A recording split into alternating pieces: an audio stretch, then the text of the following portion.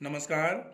आज हम जानेंगे बाल आसन के बारे में या बालक आसन के बारे में। बालक आसन या बाल आसन ये वो अवस्था है जिसमें बच्चा जब बहुत थक जाता है तो विश्राम करता है।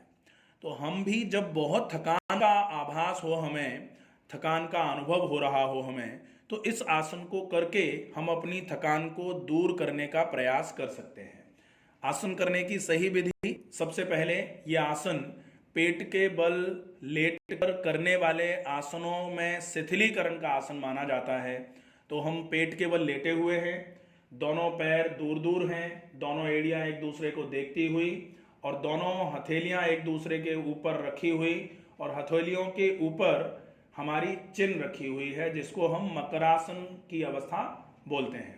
मकरासन की अवस्था से बालकासन में जाने के लिए आपको अपने दोनों पैर मिलाने हैं, दोनों हाथ शरीर के बगल में लेकर आए, ये स्थिति पोजीशन होगी।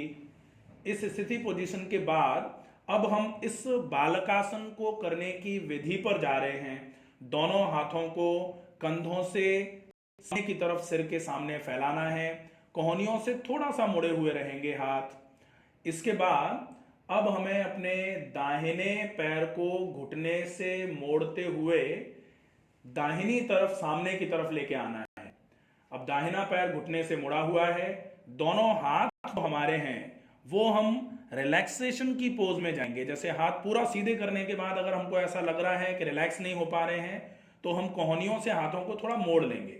कोहनियों से थोड़ा सा मोड़ते हुए एक हाथ को सामने की तरफ लेके आए, दूसरा हाथ सीधा रख सकते हैं, या फिर जैसे आपके हाथ रखने के बाद आपको रिलैक्सेशन लग रहा हो, हाथ आपको शिथिल लग रहे हों, उस अवस्था में आपको हाथों को रखना है।